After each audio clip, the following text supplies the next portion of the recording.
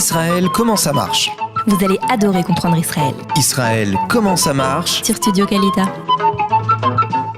Salut à tous, bienvenue. Vous êtes sur Studio Kalita, www.studiokalita.com et je suis avec, je commence par la fille, c'est normal. Elle s'appelle Sarah Belansky, elle est psychothérapeute. Et puis à ses côtés, Ariel Simoni, vous êtes psychologue, spécialiste dans le développement, on va dire, personnel pour les enfants et les adultes. Bienvenue, merci d'être venu. Merci. Alors Israël, comment ça marche? Forcément, le sujet dont vous allez nous parler, on va dire, il est commun à de nombreuses personnes dans de nombreux pays. Tout le monde est confronté à ces problèmes, mais en Israël, c'est un petit peu particulier. Ouais. Alors, on va parler aujourd'hui de l'hyperactivité, voilà, parce que lorsqu'on a des enfants scolarisés, forcément en Israël, on est, si ce n'est pas soi-même le copain de son enfant, peut-être confronté à ce genre de problème, et on ne sait pas vraiment de quoi on parle quand on vient de France. Ouais. On est un peu largué, il faut bien le dire. Alors, qu'est-ce que c'est que l'hyperactivité ?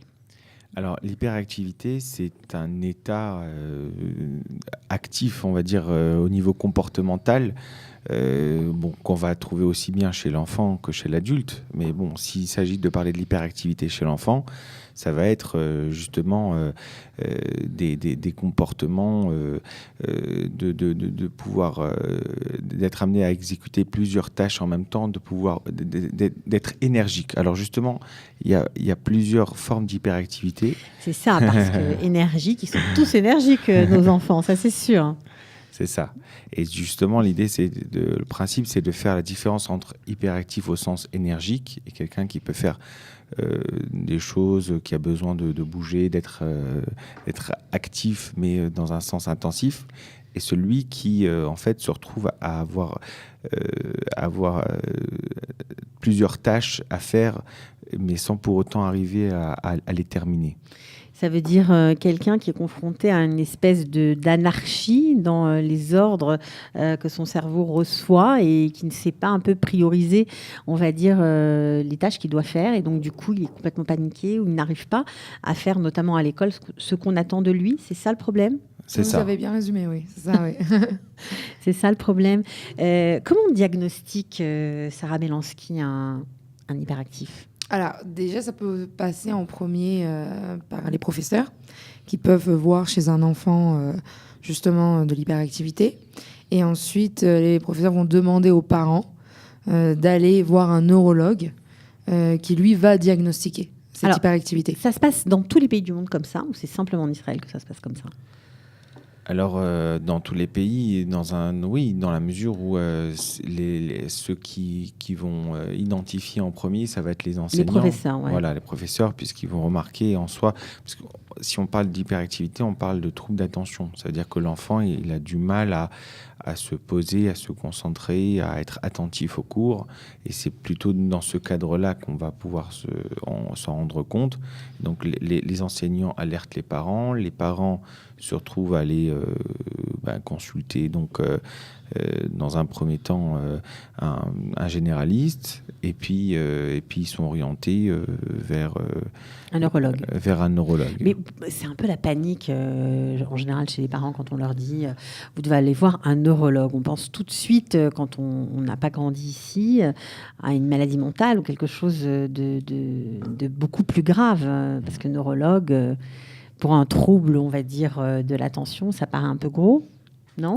Oui, bien sûr, ça peut faire peur aux parents, surtout quand on n'est pas habitué, parce quand on arrive en Israël et qu'on vient de faire son alia, et qu'au bout de quelques mois, il commence à nous parler de ça, c'est sûr que ça fait peur aux parents. Et c'est pour ça qu'on est aussi un petit peu là, pour en quelque sorte dédramatiser ce qu'un professeur peut dire. Ça ne veut pas dire qu'il ne faut pas prendre en considération, mais peut-être prendre du recul. Alors, justement, quelle est la limite ou on va dire le terrain de convergence entre hyperactivité et concentration, trouble de la concentration? C'est pareil?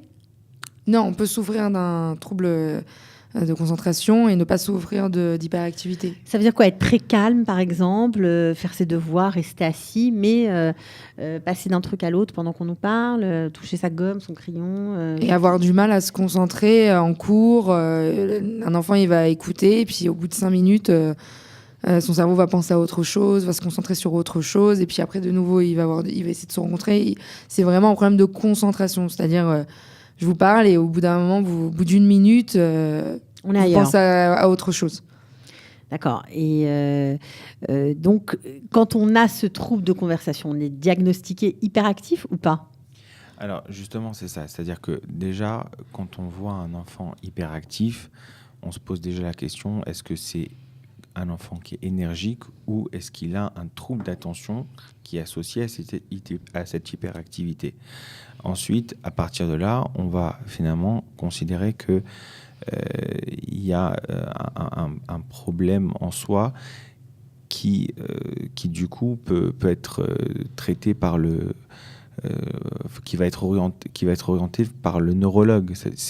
Le problème, c'est ça, c'est-à-dire que... Alors, c'est le neurologue qui diagnostique si oui ou non il y a hyperactivité? Alors justement, c'est ça le problème, c'est que finalement, on oriente assez souvent vers le neurologue qui, lui, part plutôt pour définir si, en termes de comportement, il y a quelque chose qui laisse considérer qu'on est sur un trouble du comportement, et à ce moment-là, on l'associe en termes de trouble d'attention, sans pour autant considérer que ça peut être un problème psychologique qui n'est pas en soi neurologique.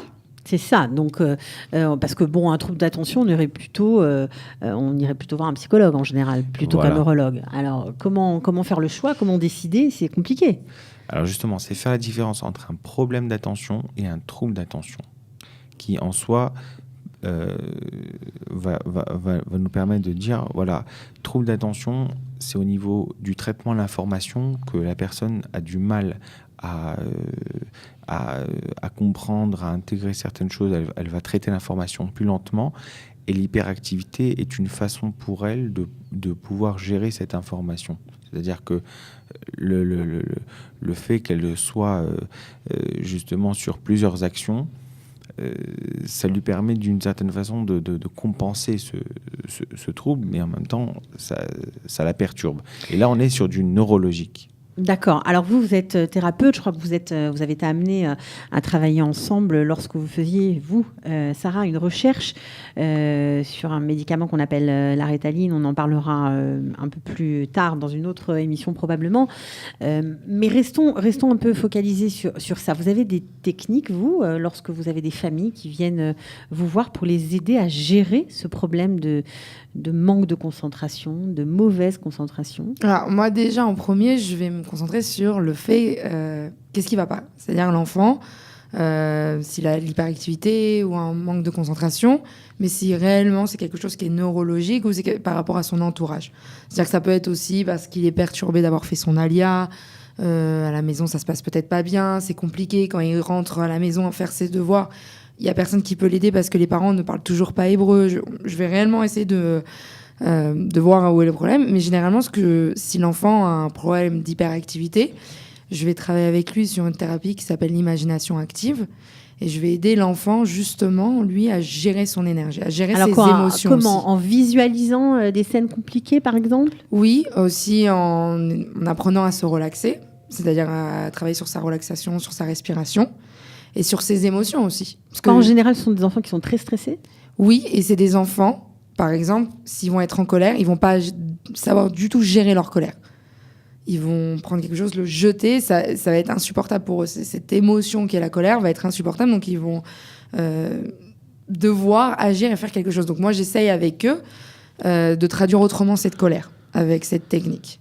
Mais aussi, cette technique, elle m'aide à un enfant. C'est-à-dire que quand on va dire à un enfant, voilà, sois en classe et concentre-toi, pour l'enfant, ça ne veut rien dire. Ça ne veut rien dire. C'est très abstrait, concentre-toi. Et justement, moi, je vais travailler avec lui sur, lorsque je vais lui parler, lorsque je vais faire cette technique, je vais lui raconter comme une histoire, je vais lui raconter quelque chose avec des détails, et je vais lui demander de se concentrer. Il va un petit peu plus comprendre ce que ça veut dire et d'essayer de retenir ce que je lui dis. Et ensuite, quand il sera éveillé, il devra me répéter ce que je lui ai dit. Et lui, quand il sera en classe... Enfin, éveillé, vous nous faites peur. Non, bien sûr. Vous ne les hypnotisez pas quand même. Non, c'est un état de relaxation pour un enfant. Et lui, il va justement essayer de travailler parce qu'il arrive à se concentrer. C'est juste qu'il a du mal à comprendre comment l'utiliser, cette concentration. Mais même nous, en tant qu'adultes, on a du mal à l'utiliser. C'est-à-dire que même nous, quand on écoute quelque chose, au bout de 5 minutes, parfois... Oui, et puis bien sûr, il y a souvent des adultes qui eux aussi ont des troubles de concentration. Alors, la question évidente, est-ce que c'est héréditaire ? Oui, on considère qu'effectivement, il y a une forte hérédité. Une forte hérédité. Du trouble, ouais. Ouais. Plus de 50% de possibilités à ce que ce soit héréditaire. On a des chiffres, savoir combien d'enfants en Israël sont diagnostiqués hyperactifs? Alors, on considère dans l'état actuel des choses que ça va jusqu'à 10%. 10% des enfants Scolarisés Scolarisés. sont diagnostiqués Ouais. hyperactifs. sont Ok. diagnostiqués hyperactifs, ou plus largement qui ont un trouble d'attention. Ok. Après, ceux qui sont hyperactifs, voilà, c'est à peu près la moitié. Est-ce que ça se soigne? Alors, encore une fois, nous, sur quoi on travaille, c'est déjà est-ce que c'est réellement de l'hyperactivité. D'accord. Maintenant, dans une situation où oui, c'est réellement de l'hyperactivité, oui, ça se soigne de différentes façons, mais c'est possible que la personne... Alors déjà, rien qu'en grandissant, quand elle va dépasser l'âge de 14 ans, 15 ans, oui, bien sûr, ça peut se réduire. Mais peut-être que la personne aura toujours une partie comme ça, c'est-à-dire un trait même de personnalité hyperactif. Mais ce n'est pas un peu l'apanage de ceux qui réussissent aussi dans la vie, parce que le fait de pouvoir... bon, alors, bien sûr, la concentration, c'est un petit peu compliqué, mais de pouvoir faire plusieurs choses en même temps, etc., ça peut être une force aussi en grandissant, non? Totalement même, oui, vraiment. C'est-à-dire que justement, l'idée, c'est qu'on puisse considérer que faire plusieurs choses en même temps et arriver à les faire jusqu'au bout, tout va bien.